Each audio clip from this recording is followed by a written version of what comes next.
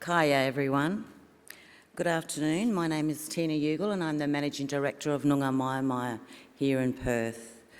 I'm delighted to welcome you to the concurrent session, Disruption and Displacement, addressing homelessness caused by major events. Firstly, I would like to acknowledge the traditional custodians of this country, the Whadjuk people of the Noongar Nation, my people, and I pay my deepest respects to our elders and warriors, past and present, who have paved the way and fought for the rights of our people for future generations. I also recognise their enduring connection to Budja, Mort and Karijan, land, family and knowledge. The land, seas and waterways which we have always been places of community, culture and belonging. I also extend my respect and acknowledgement of any other Aboriginal and Torres Strait Islander peoples who may be present today, and I warmly welcome you to my Budja. I would also like to acknowledge the people who have lived experience of housing vulnerability who are at the conference, either as presenters or delegates. Your experiences play a vital role in shaping better housing outcomes for the future, and thanks to the sponsored delegate partner Mission Australia. Bit of housekeeping. Today our three speakers will give a short presentation and then move to a panel discussion where we'll be taking questions from the audience. When we get to that part of the session, I will provide further information about how to ask the questions. The presenters today are Jacek Anderst from the George Institute of Global Health, Renee, Ronan, Kaarla Baabpa and Dushy Thangiah. Is that right? From Yumba-Meta. You'll find their detailed bios in the conference panel. I would like to welcome Jacek Anderst up to the front. Thank you.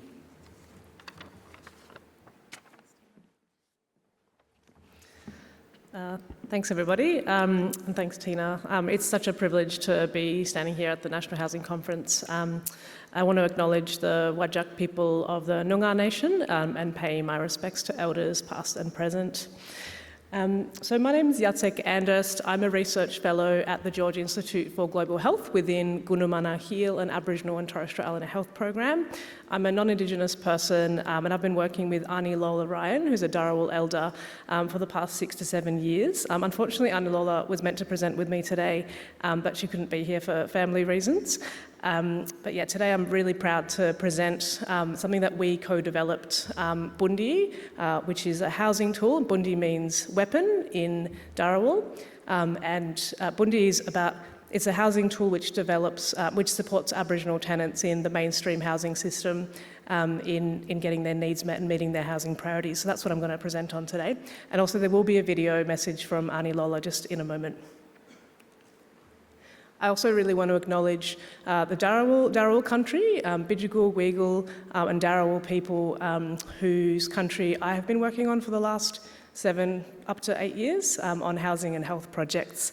This is where the research has taken place and I'd really like to acknowledge the peoples in that land. So just a little bit about us and situating the research.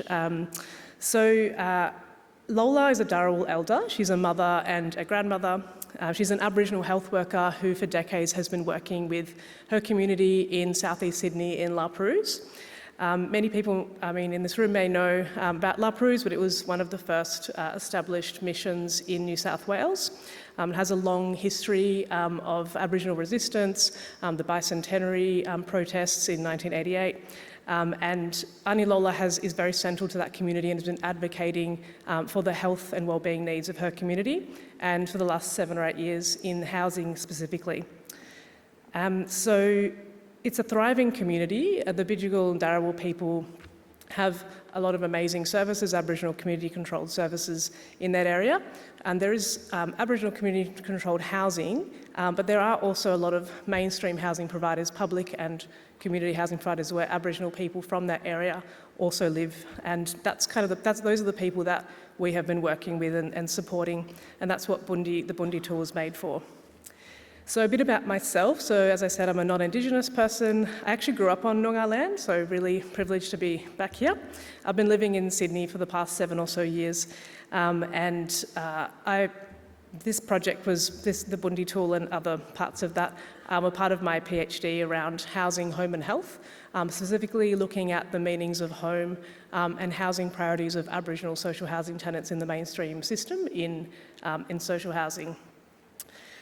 And the reason that Lola and I have been working on this since the beginning, I went to her community and we already had an established relationship through housing and health projects.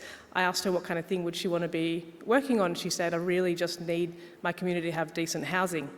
And so I went about with this PhD project, not just alongside Lola, but also many Aboriginal and Torres Strait Islander people guiding me along the way with an appropriate governance structure. And so we developed a housing resource for the community. And this is just a short message from Ani Lola before I get into Bundi, the housing information resource.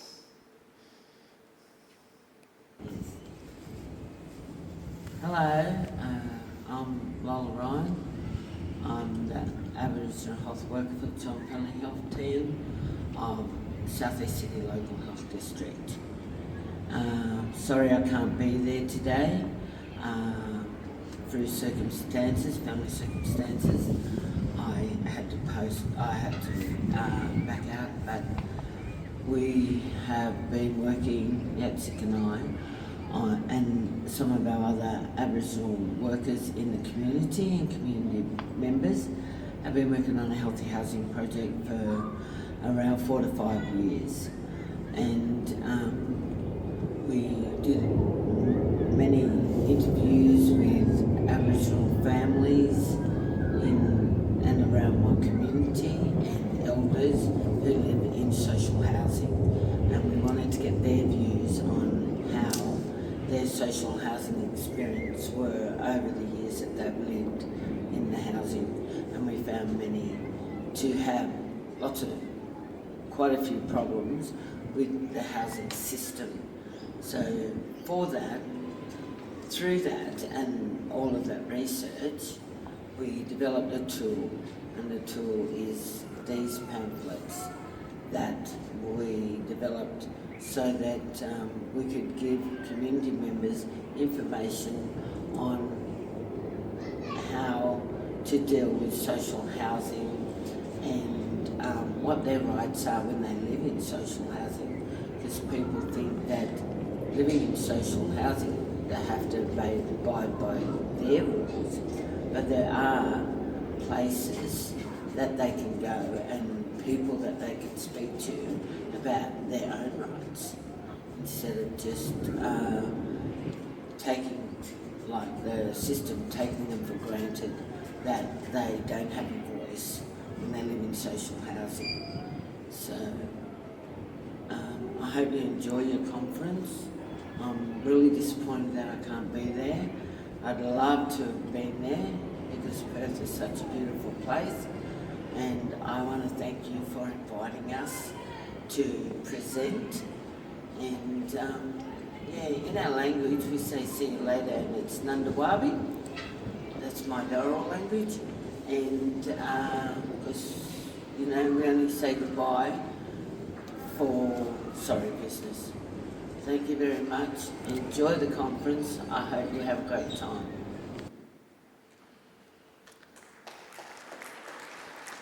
So glad that you could actually hear from Ani Lola, and she really did want to be here today. Sorry the video was a bit lo-fi, it was just on my phone. I didn't have those fancy videos like in the previous session. So why did we develop a housing resource? It's because as part of my PhD, when I spoke to people about their housing priorities and what kinds of things people would want to see to support those housing priorities, it was identified that there was a need, there was a lack of communication between mainstream housing providers and Aboriginal tenants. This is partly to do with intergenerational trust and trauma with government agencies and government organisations such as housing, but also people just really didn't know where to go to. There wasn't very good connection, and there was a lot of community tenant advocacy that was happening before COVID, but then since COVID, a lot of that stuff, that in-person communications had kind of fallen off, and so people were finding that they didn't know who to go to for certain issues, and repairs and maintenance in particular, timeframes on repairs and maintenance, people didn't know what those pathways were. We asked people what they'd want to see when they signed up for tenancy, we asked them about specific tenancy services and knowledge that they had, and through this process gauged what the gaps were. And here's just a few quotes of people saying, we want to see something that's got clear instructions, information about repairs and maintenance, just clear information, not dumbing it down, but just providing the information clearly. And I just want to point out some of the quotes from Nancy, this is all pseudonyms, but Nancy, an Aboriginal tenant. She talked about how this sort of stuff would lessen the stress. And this is the main thing, is there was a lot of mental health and distress challenges people were having just trying to communicate with their housing providers. And so one of the points of the tool was to try and lessen that and reduce that stress. Because we spoke to Aboriginal social housing tenants, tenant advocates and social housing providers, and together we, I pulled all that information of what people said, and I, with Ani Lola, designed a tool. We spoke to 62 people, and that was through yarning, as well as semi-structured interviews. And the process was to talk to people and I developed a number of A4 sheets with a lot of information. Then I went back to people, different kinds of people though. I didn't want to go back to the tenants straight away. Wanted to make sure that the information that I was pulling was accurate, so that I wasn't providing any misinformation to tenants and confusing people further. So at the draft 2 stage, only spoke to a few Aboriginal community members who really knew the system and knew what their community needed, but also tenant advocates and social services workers. And then towards the end, went back to Aboriginal tenants and social housing workers and community members and showed them what we'd made and came up with the final resource. So in this process, I've really made it very brief and short, but it was a very long process. It took about 9 months all up, on top of a number of other pieces of work. We quality improved the housing information resource and only ended up with information that people actually wanted in the pamphlets. And it ended up being these 5 trifold pamphlets. 4 of the pamphlets are specific to a housing provider each. So Homes New South Wales is the public housing provider. Then I've got 3 that are community housing provider specific, and every single one of those provides very clear information about repairs and maintenance, timeframes on maintenance, so people know what they can expect. Also escalation pathways, the difference between complaining to your provider, putting in an appeal, like a housing appeal, or going to tribunal. And one thing that was really amazing, when this was then disseminated back to community, they said, we didn't know that you could take, as a tenant, you could take your housing provider to tribunal. They were like, we just thought that we get taken to tribunal. It's not the other way around. We also developed a support organisation pamphlet. This is the 5th one. And I have lots of copies of these, so if anyone wants one after, feel free to come up to me. In this one, this is a South East Sydney specific social support pamphlet where it provides very clear information about what different services do, what they don't do. One of the things that we found is that people would call up, they'd finally get the courage to call up and ask for support, and then find that that service doesn't actually do that specific thing that they need. I need a transfer because my property is mouldy and my child is getting sick. They go to a service, they say, we actually don't do transfers, we can't help you. They might then refer on, but the person might then be disheartened and never go back to a service. So we've done some dissemination, so we've shared the pamphlets with local community organisations, the local Laparoos Aboriginal Community Health Centre, at family parent groups like the Nalananga Mai parent group, and we held a housing forum last year for 15 Aboriginal frontline workers in social services and housing to disseminate this further. So this was from August last year. And now we haven't had a formal evaluation, but we do believe that there's a lot of impact potential in terms of lessening that stress and de-stress. And the main thing is that these pamphlets are designed so that people can take matters into their own hands. One of the really positive things that social housing providers said about it is that this is something that would be really useful for sign-up, because at the moment, when people do tenancy sign-up, they just sign on an iPad and they don't get any actual physical takeaway information with them when they go home. And so essentially, Ani Lola and I joke that, we've kind of done the communication piece for housing providers. This is something that should be already happening. And Bundi from Darrell language is it's a weapon or a tool. It's just one way to build that provider-tenant relationship. Thank you very much.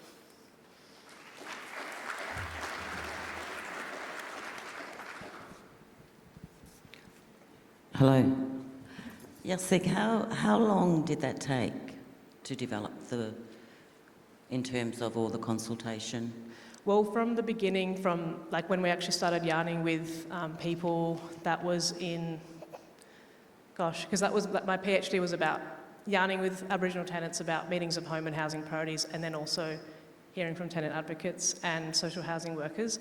That was most of 2023, and then 2024, I really spent a lot of time developing the pamphlets themselves and starting to build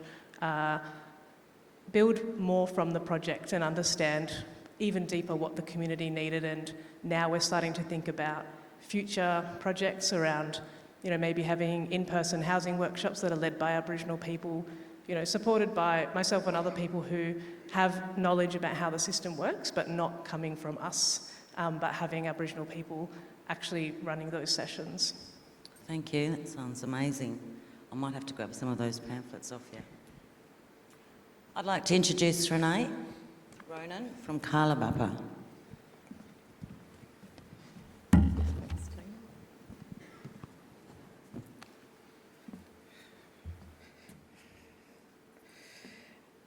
Thank you, Tina, and hello everyone. Kaya, my name is Renee Ronan, and I'm here representing my business Kaarla Baabpa, which is a consultancy, and I'm here to talk to you today about a report we conducted on overcrowding in public housing. I'll take a breath. I'd like to start by acknowledging that we are meeting today on beautiful Whadjuk Noongar Budja and pay my respects to elders past and present. I also like to acknowledge the traditional owners of Whadjuk country because of the study which was conducted in the city of Swan and to the Southern Yamatji people in the city of Greater Geraldton. We would also like to recognise the diverse Aboriginal nations who contributed to these conversations who live within those regions. The study was undertaken to explore opportunities under Closing the Gap Outcome 9 for Aboriginal and Torres Strait Islander people to secure appropriate and affordable housing, and Target 9A, which aims to increase the proportion of our people living in appropriately sized housing. In 2024, the Department of Communities contracted Kaarla Baabpa to undertake this study across the city of Swan and Greater Geraldton. A little bit about us. Kaarla Baabpa is a values-based Aboriginal business operating primarily on Whadjuk country, but we work across the state.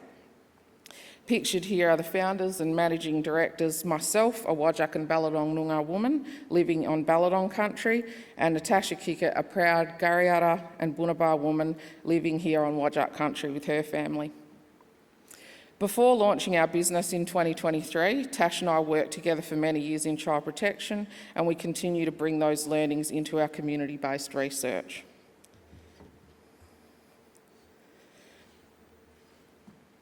The report is titled Ngalak Maya Bula Bula Mort, meaning our homes are full of family. We had permission to use Noongar language for this part of the report. Unfortunately, we didn't receive the same permission in time to use Southern Yamatji language, but we wanted to reflect both perspectives. In Swan, families reframed overcrowding as our homes are full of family, an expression of strength, not deficit. In Geraldton, people said no one gets left behind or left out in the cold. Those words really capture the heart of what we found. Now, when the state measures overcrowding, it uses the Canadian National Occupancy Standard, or CNOS, which says things like no more than 2 people per bedroom, children of opposite sex over 5 should have separate rooms, and adults each have their own space. Under that measure, a household that needs 1 extra bedroom is technically overcrowded. But what we heard from families is that culture, care and kinship don't fit neatly into those boxes.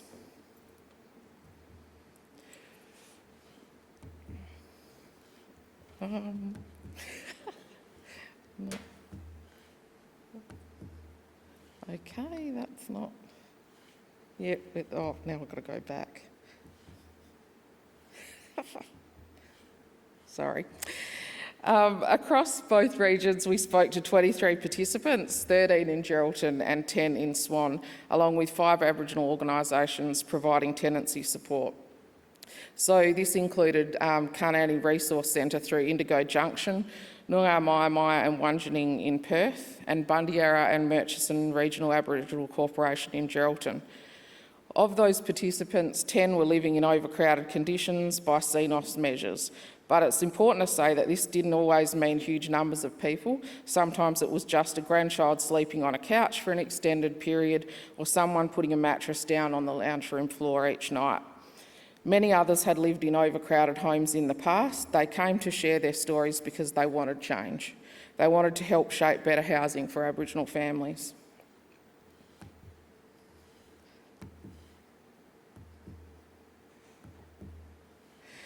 So what did we hear from the study? Families told us that current public housing design doesn't meet the needs of large or multi-generational families. Maintenance wait times are just too long. There are few spaces for men, Aboriginal men in particular, who are experiencing homelessness.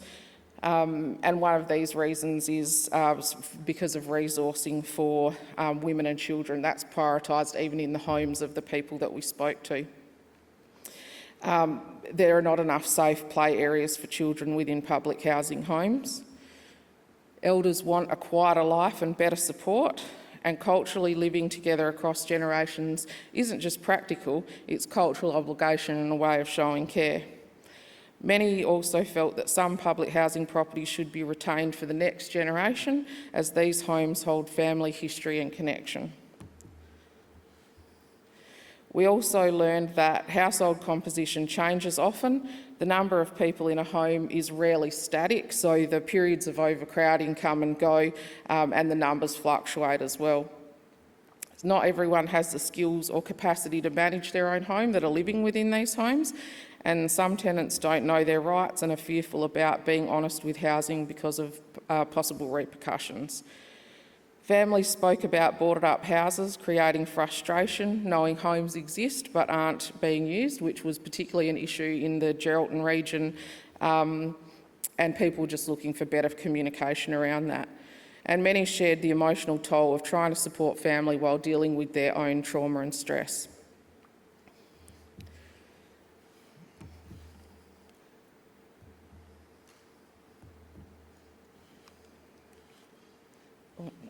I'm really not good with this. Okay, so in this 3-part model, out of these stories came this model, and it was about looking at multi-generational cultures, good design, and people are strong. It reminds us that despite the pressures, Aboriginal families are living together as part of a natural support system. The lead tenant is often the backbone, the person holding everything together, teaching younger generations and keeping the home running, and somewhere where people go to seek shelter and support. If we can support these people with the right housing design, spaces that work for communal living, strong family leadership and cultural connection, then we're building stronger families, not just bigger homes.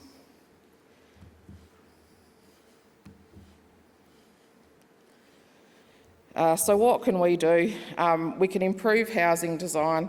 Aboriginal people have been telling public housing authorities and housing representatives for decades what works: sweeping verandas, better outdoor spaces and spaces that people can gather together. Communicate clearly about the availability of housing stock. Establish a cultural response team to support households with high numbers of people and multi-generational needs. Prioritise maintenance and waste management in a timely way. One of the points that I wanted to emphasise is that the waste management is a real issue and something that pretty much everyone in each circumstance shared with us, that the toll, the stress that it causes to actually find the resources to remove that waste when you've got so many people living there. One young man said, you know, he had trailers out the front with rubbish on, and he'd just basically given up on finding the help to move that stuff away, and it made him feel really terrible. So increase safe housing options for individuals, especially for men, strengthen families through education and support, and most importantly, build trust and relationships, because trust is the foundation of all lasting change. So ultimately, this study reminds us that overcrowding isn't just about numbers, it's about connection, care and the resilience of our people. When we design housing that respects culture, we don't just fix the system, we strengthen families, communities and futures. We'd also like to acknowledge Brenton Ezra McKenna, whose artwork here brought the report to life with his artistic representation of the issues by the families that we spoke to. So thank you.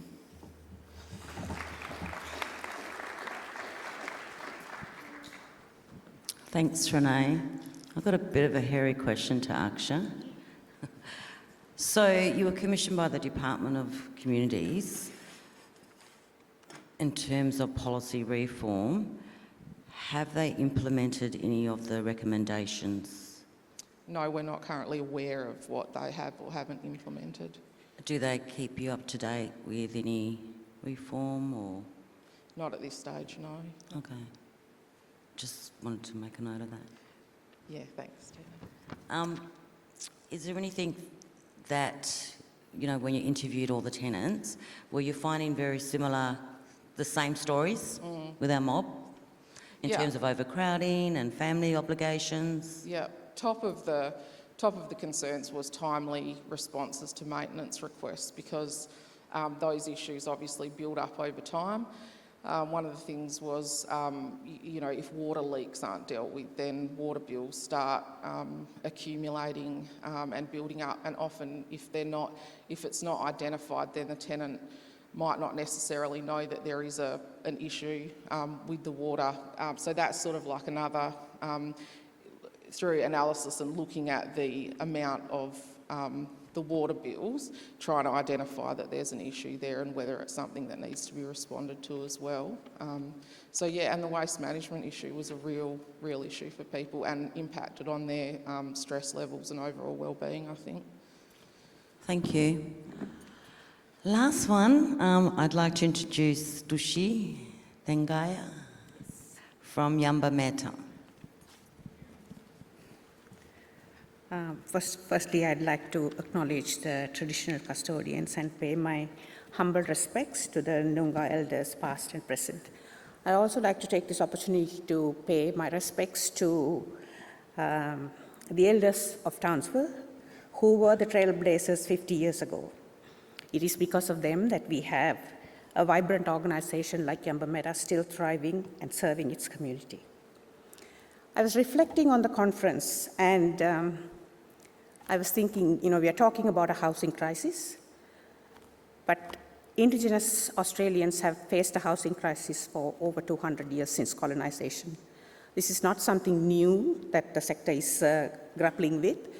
And we talk about housing workers now being trained to be mental health, aware of mental health issues, domestic violence issues. But our First Nations housing workers have done this work for over 50 years. So in the 70s, when first Indigenous community-controlled organizations were established, that was the first opportunity that the community got to bring about meaningful solutions to their own community. And in regional settings, these organizations became the one-stop shop for the community. So unlike mainstream organizations, community-controlled organizations were be-all and the end-all for the community. So they had to do much more than tenancy and property management, which has never been recognized by the government, never received support, never received training, but workers just did what they had to do. So for over 50 years, this has been happening. And it's so encouraging yesterday for me when I came to the opening session and Indigenous housing was in the first session, opening session of a national housing conference. To me, that was progress. After being in the sector for 30 years, this is the first time I have seen so much importance given to the Indigenous housing sector.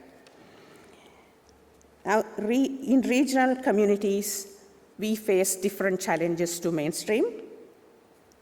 So organizations like Yumba-Meta have different challenges.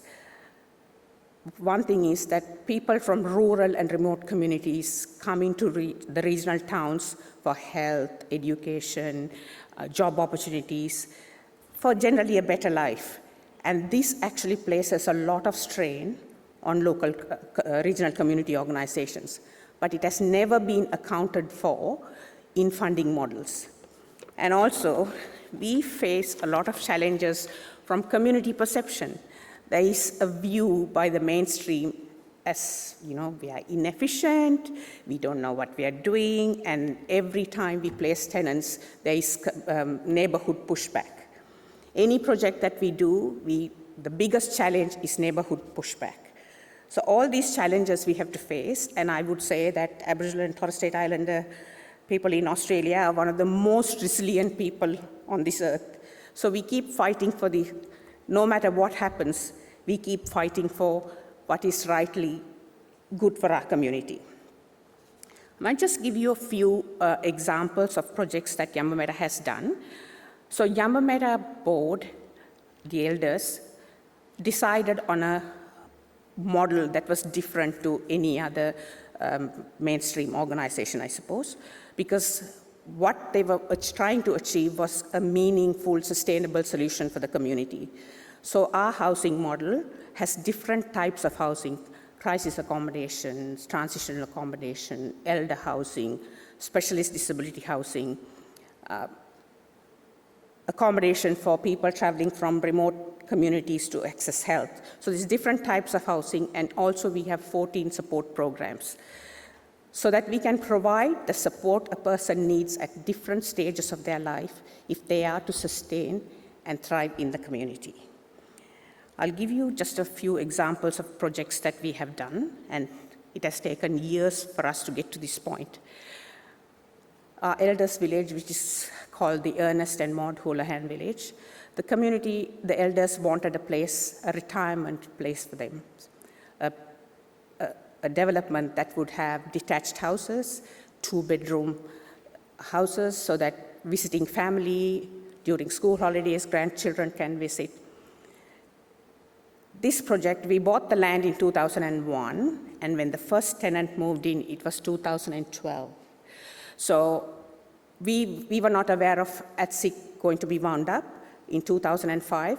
So since 2001, we have been going from federal government to state government, both, saying the other person is responsible for the funding. However, after 10 years, the federal government gave a seed funding, and then the state government funded it. The project has always had almost no vacancies, and it is a really well-received project in the community. Then we have the Karingal patient transition accommodation, which took 14 years.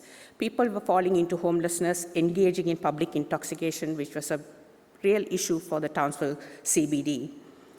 And when we interviewed the tenants, we noted that many of the people had come into Townsville for health and fallen into the cycle of homelessness. So as a prevention, we wanted to create a facility where hospitals could refer the patients to us, and then we would support them during their treatment and after treatment and make sure they return to the community safely. This project took 14 years. And for 2 years, the building sat empty because the state government, between Queensland Health and Queensland Housing, couldn't come to an understanding as to who was responsible for the funding. But in 2023, a breakthrough happened, and the two departments jointly funded the project. So we opened the doors in November 2023. From November 2023 to June 30th, there were 530 people who have used the facility, who have completed their treatment and returned home.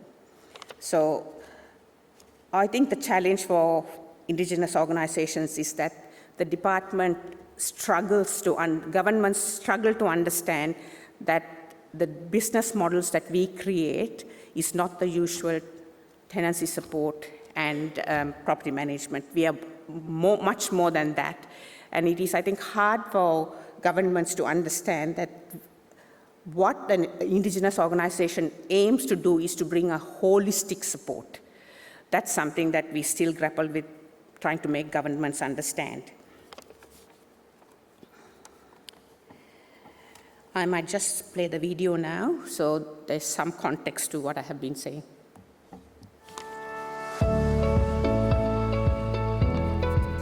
Back in 1973, a small group of local Aboriginal people in Townsville had a shared goal: to provide housing for Aboriginal and Torres Strait Islander families in their community.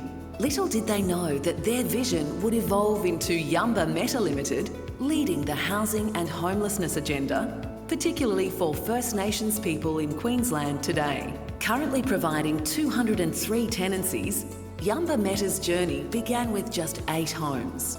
Through personal sacrifice, advocacy and determination, they pushed governments and decision makers to recognise the needs and rights of Aboriginal and Torres Strait Islander people by providing secure, affordable and culturally appropriate accommodation and support. Yumba-Meta is breaking the cycles of poverty, substance abuse and domestic violence for countless individuals and families. Under the theme, We Burra Thulgari, We Are All One Big Family, Yumba-Meta Limited has grown to encompass a wide range of services tailored to individual needs and goals.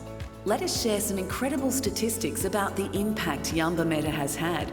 Over the past 50 years, they've helped thousands of local individuals and families. Yumba-Meta Limited now provides housing to over 440 people every single day. The Reverend Charles Harris Diversionary Centre, a sobering up facility, has been a safe haven for 10,950 individuals since 2008. Flora House Women's Shelter has supported 796 women and 371 children over the past 5 years.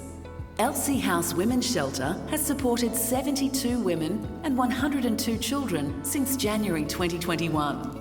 The Townsville Family Violence Support Service has provided case management and counselling support to 764 females and 350 males since it commenced in 2019, and the service has provided counselling support to 324 females and 194 males since it began in 2019. From May 2020 when it launched until April 2023, 117 Indigenous males participated in the Men's Behaviour Change program.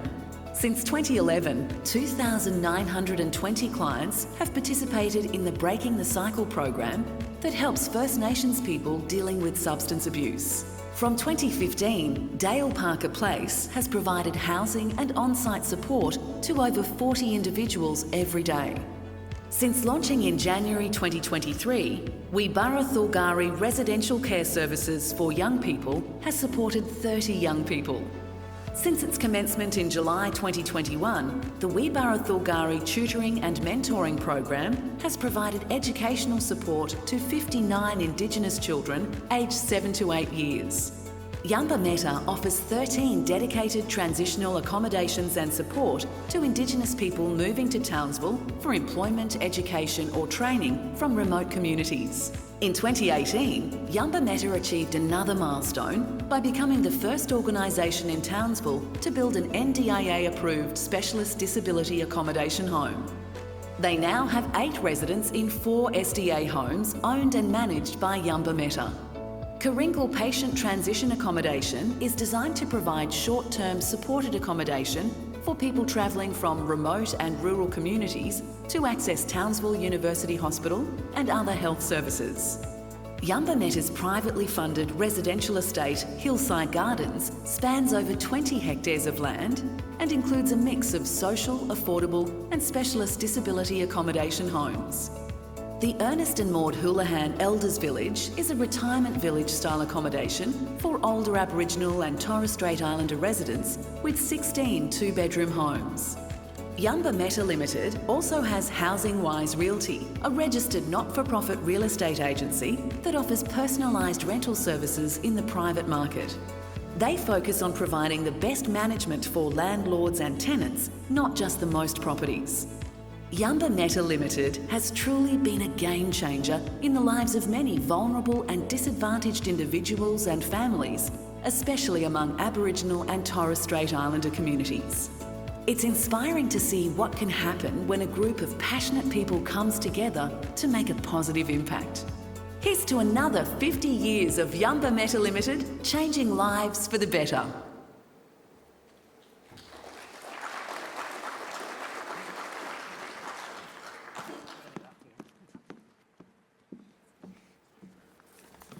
Dushy, that's absolutely amazing. Question that I would like to ask you, why is it so important that Aboriginal tenants have that support in their housing in terms of sustaining their tenancy and just all the issues that happen within our family structure? Why is it so important to have that, in your opinion? In my opinion, I think because it is really important for us to understand the cultural context of the families, the extended families, people coming in, visiting, staying for a long time. Now, in a private setting, that might be very difficult, and the houses too are not designed to have that many people. So we have designed houses where we call them multi-gen houses, where older, like somebody's caring for their parents.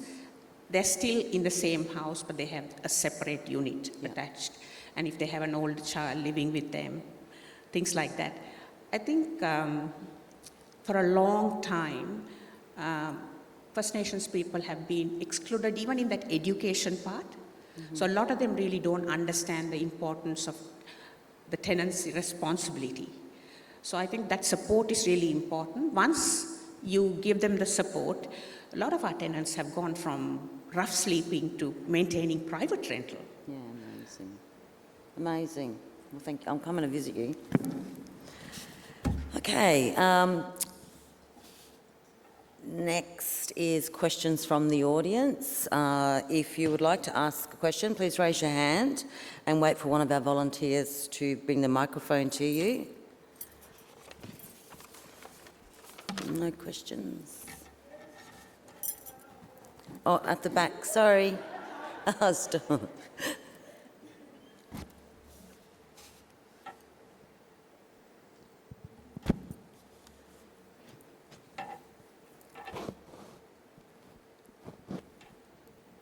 Hello. It's part of my humour. Aboriginal people have a sense of humour. I'm Annette Allison and I'm from Geraldton. So Renee, I'd like to just address what you said. Your talks with the mob up in Geraldton has actually worked.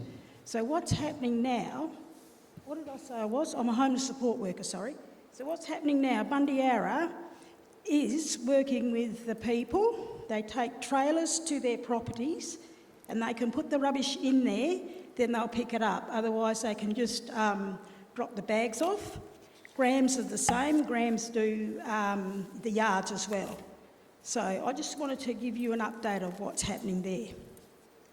Yeah, thank you. Is it Alison, did you say? Annette Allison. Annette, okay, hello. Yeah, so I work for Regional Alliance West. Yep. Yeah, as a homeless support worker up in Geraldton. Yeah, fantastic. Thank you for that update. Yeah. And Thangiah and Grams and others provide essential services and really, really great services to the community there and those services. So one of the things that people who we spoke to were talking about was pathways for referrals. So they want a broad opportunity as far as referrals are concerned. So when they refer to Thangiah or Grams for issues that are affecting their tenancy, one of the things that they talked about was having to go through the department. So one of the ways that organisations manage that is that the referrals come from the department. One of the issues that was raised by participants was around having to speak to Department of Communities about those issues in order to refer onto the agencies as well. So that was certainly something that was picked up, was multiple referral pathways was something that people were really keen on as well. Yeah, and that's what we do. We'll refer them. It has to be a referral. So if it's not just raw, there are other organisations, and we do work closely with Department of Communities as well. So we've got a good relationship, and our clients, they know to come and see us. So at present, it's just me. I've been there for the last, all year on my own.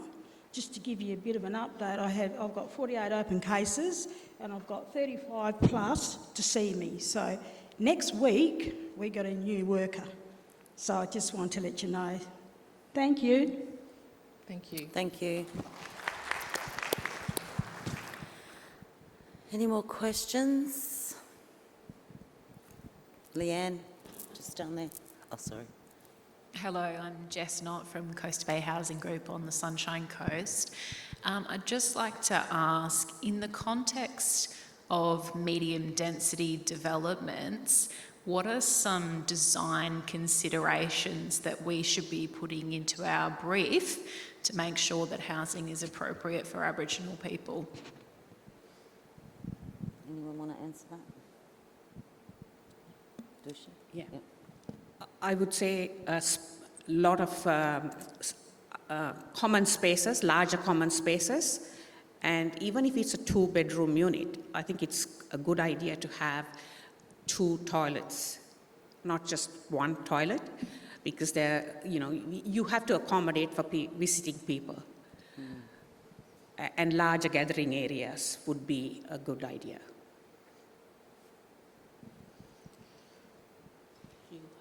Yeah, I guess something that I wanted to further add to that was around that large sweeping verandas is something that when we were looking at comments that were coming back from participants in our study was something that people have been asking for a really long time.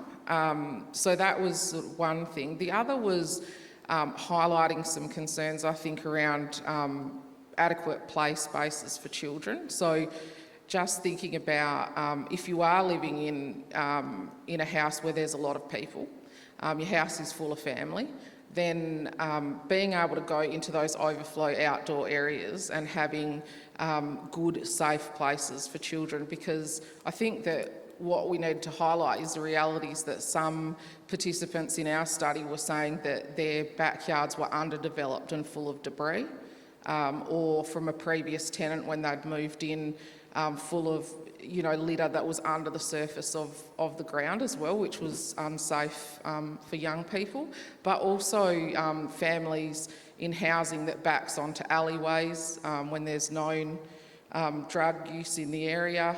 Those were all things where children weren't occupying bedrooms that backed onto the alleys as well, which complicated things further. So yeah, I guess if you can create distance between the house and those sort of perimeter fencings as well. I think over here. There and then there. Thanks. Hello, Annette Sutherland from Christchurch, New Zealand. Just wondering what you think is the importance of public and community housing providers having some diversity of tenants managers, having people, Indigenous people, be the tenancy managers, or at least orientate the person, the Aboriginal and Torres Island people to their tenancies and being a contact person. I think you should answer that.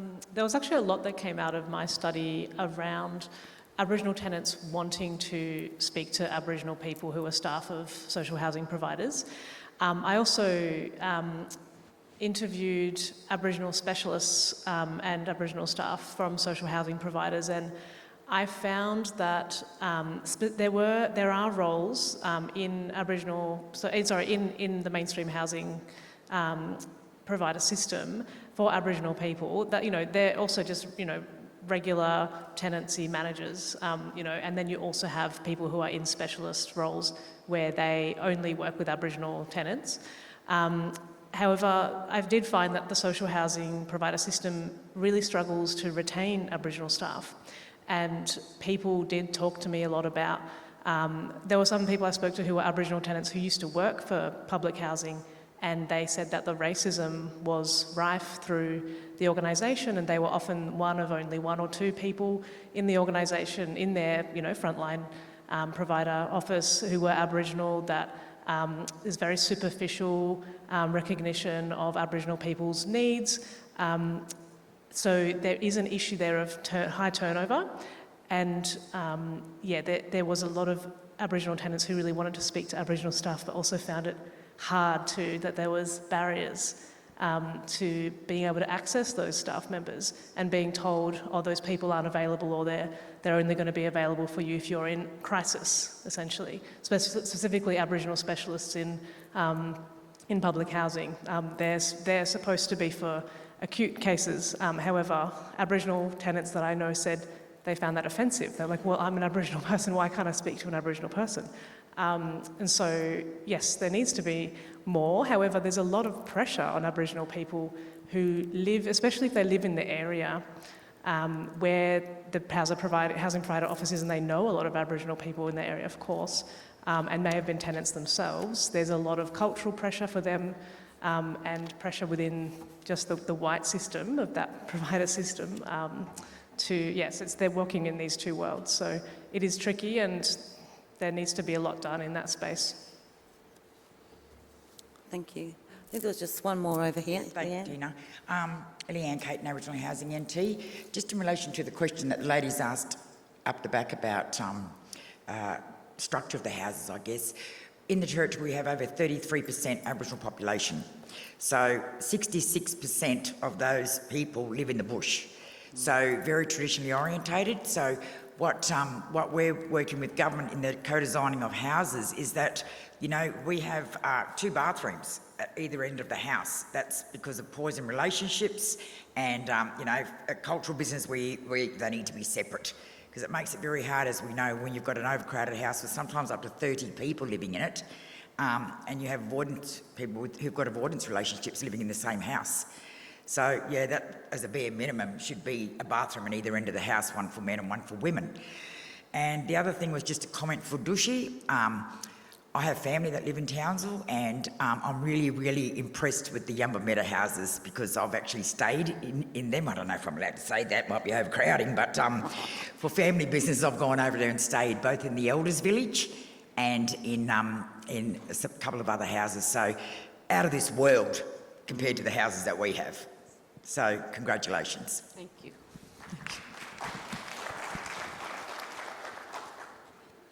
Any more questions? Oh, yep, over there.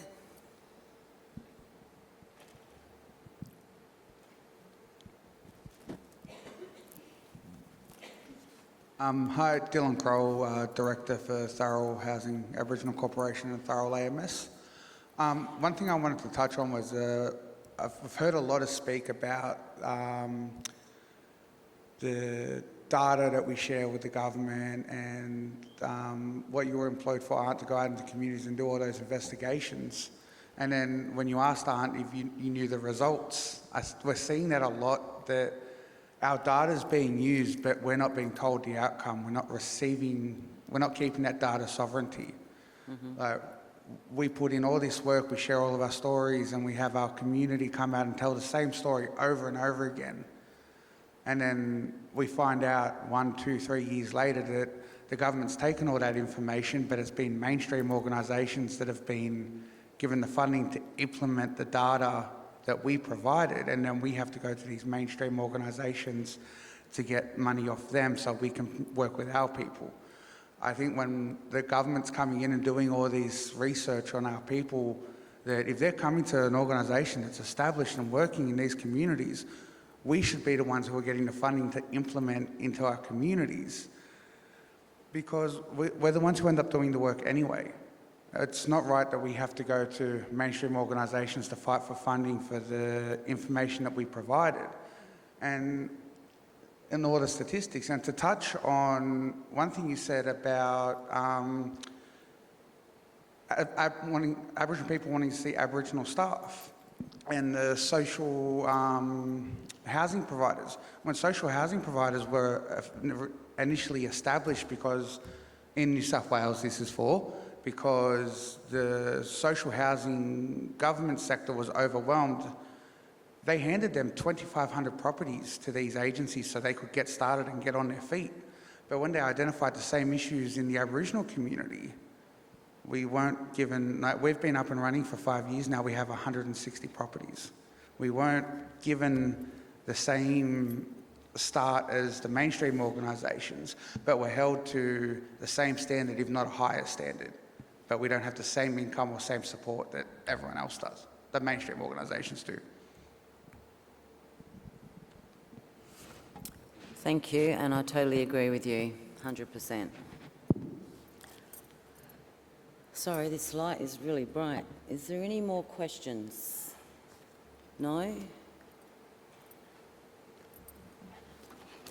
All right, thank you to our amazing presenters, and thank you for all attending this concurrent session. I think now we head to afternoon tea, which is in the exhibition precinct, and at 3:30 p.m. we will head to plenary 4, and please check the conference portal or pocket program for any sessions and options and rooms. Thank you very much.